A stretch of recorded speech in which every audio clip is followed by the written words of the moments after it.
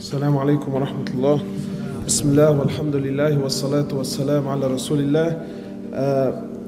Last year, alhamdulillah, Allah subhanahu wa ta'ala gave us the honor and the privilege to perform Hajj. And then from Hajj, from there, we flew over to Jordan. So when we reached Amman, Jordan, we went there with the intention of going in to Palestine. So from there, we jump onto a bus and we head in.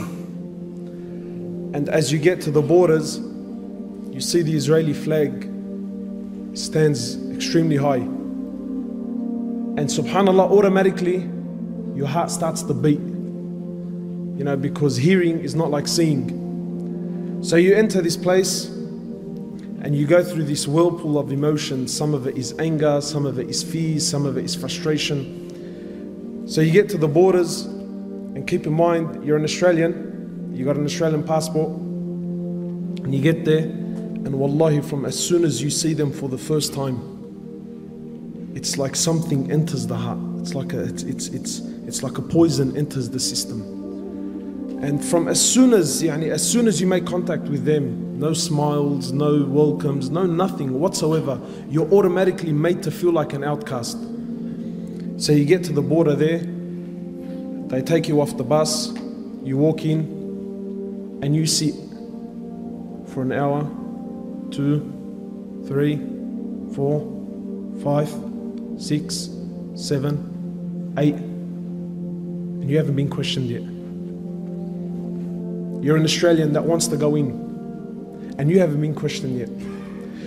And as you sit and you watch, you'll see a Palestinian citizen, an old senior man, a man who we might call Amma or Hajj or an old man, at least at the age of 70, 75 years of age. And you see a young Israeli soldier, a female, maybe about 18 years old, 19 years old, talking down at him, giving him orders. Wallah al-Azim, like he's an animal. Like he has no value, no worth, nothing whatsoever. Talking down at him, full if you can call it talking, it was more like barking, right? And you feel it, Wallah al-Azim, you feel it. And you sit there and you bite your tongue. And this is a Palestinian. This is an old man who is supposed to be receiving some sort of respect, and he's been spoken down at by a little 18-year-old. Anyway, so you sit there, and then eventually they call your name, and then a young lady, and don't think it's a coincidence that they're ladies. It's not a coincidence that they're ladies. Then a young lady will come over, she calls you out, and then you got to follow her. You walk into the room, you sit down. Who are you? Why are you here? And then she starts to ask, why have you come to Palestine? And what, sorry, they call it Israel. But why are you here? What business do you want from here? Why do you choose to come here? Why didn't you just go straight home? Full on, full on. And this can carry on. She'll talk to you for about half an hour, then she'll tell you to go back, and then you sit an hour, 2 hours, 3 hours, then she'll come back, she'll call you back out, she'll ask you the same questions again, then she'll send you back, then you sit down for an hour, 2 hours, and then and then someone else will come and call you out, and then they'll also ask you the same questions, then you'll go back, and then you sit for an hour and for 2 hours, until eventually you lose whatever love and whatever desire you had to go in is lost. And then they tell you come in. That's if they tell you come in. And then from as soon as you walk in, you can feel the oppression. You travel on their roads, and for kilometers on end, concrete high walls for kilometers and kilometers and kilometers separating. And then when you reach their suburbs, the concrete walls, they start to have paint and artwork so that it doesn't look as intimidating. And then you get there, and then you want to enter the Quds, the holy mosque, and it's surrounded by Israeli soldiers. So you come to walk in, you got to show your passport, proof of ID, and there's a man there, an Israeli, holding a fully automatic weapon, and I need to justify myself to him to why I need to enter the Masjid of Allah.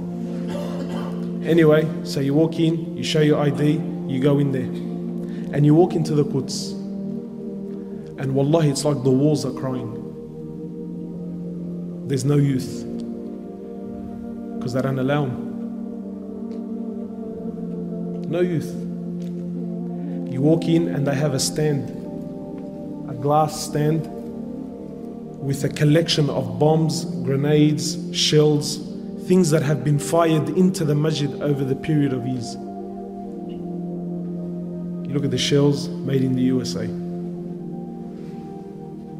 Anyway, so you pray your Isha, and maybe now you're thinking, maybe I'll stay and make some dua. No, you can't stay, brother. Why? Because they got to lock up the masjid. 9:30, everyone's got to get out. But who does the final inspection? They do. Do you think they honor the masjid and take their shoes off? They walk in. And while all this is you can absolutely say nothing. And then you speak to the local and you tell him, how come, how come where's all the Muslims? How come there isn't more people? He tells you, brother, I have to show my passport and my ID 5 times before I reach the doors of the masjid. This is a citizen. He has to show his ID and his passport 5 times before he can reach the masjid. And if he forgets it, so let's just say he's forgotten, right? He can get charged. He falls into harm. You imagine, in this country, you cannot you cannot travel from Lakemba to say Lakemba to Darwich. Say from Lakemba to Darwich. You get stopped twice. This is for the citizen, never mind the tourist. The citizen, his own country, he gets stopped twice, and twice he has to stop, prove who he is, get out of the car. If his wife is with him, she also has to get out of the car. The car's got to get inspected every single day. And if this brother has to go to Darwich twice, 3 times, 4 times, it's the same guard. He's seen him the first time, he's seen him a couple of hours ago. Him, his wife, his kids have to get out of the car and they have to inspect. But it gets worse. It gets worse. So we're traveling along the highway and you see this beautiful land of Palestine. And in the midst you see this odd object, this object that has nothing to do with the surroundings. And it's a container. Just a container that's sitting in the middle of bush. You think, how did that possibly get there? You know what it is, brothers? It's Palestinian land that some Jewish person puts his container on there, but it doesn't do anything. And it sits for a month, 2, 3, a year, 2 years, until it becomes normal to you. Until the Palestinians no longer question the container. And then what does he do? He builds a house there. It's become his land. That blunt, it's not, it's bluntly. And you see these little containers everywhere. And you see these little containers everywhere. My time is almost up. I'll share just a few things with you. When we went to Masjid al-Khalil, that's where our Prophet Ibrahim alayhi salatu wasalam is buried. This isn't, I'm not trying to put spices here. This is history, you can look it up. Masjid al-Khalil was a masjid that belongs to the Muslims. In 1994, Salat al-Fajr, the Muslims were there praying Salat al-Fajr. A Jew from the States, a doctor, walks in and opens fire to the Muslims that were praying. While in sujood, kills 30 and wounds 125. So what do you think happened? I'll tell you what happened. They closed off the mosque. They made an investigation. You know what the result of the investigation was? They turned half of it into a synagogue. And this, whatever you want to call him, his grave became a shrine. And extremist Jews used to go there and make pilgrimage at his grave. A hero. You know, my brothers, wallahi, when you visit Palestine, it's not like hearing about it and seeing it on TV. You see the oppression in the eyes of the Muslims. Wallahi, you see it. And you can see in their eyes that they've given hope in the Muslims. Wallahi, there are so many experiences that I wish I could share with you, but my time is short. But finally, the reality is that they want you to forget about Palestine. And that's the truth.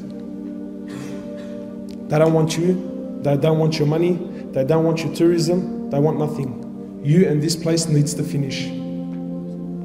And so long as this place is not in the eyes of the Muslims, it's not in the hearts of the Muslims, then for them this is good.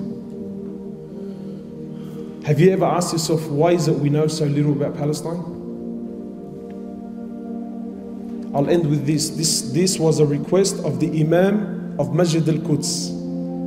He said to me, please go back and tell the youth of Islam to come and visit this place. He said, come and visit. And wallahi, understand that what's happening in Palestine is very real. Very, very, very real. Jazakallah khairan.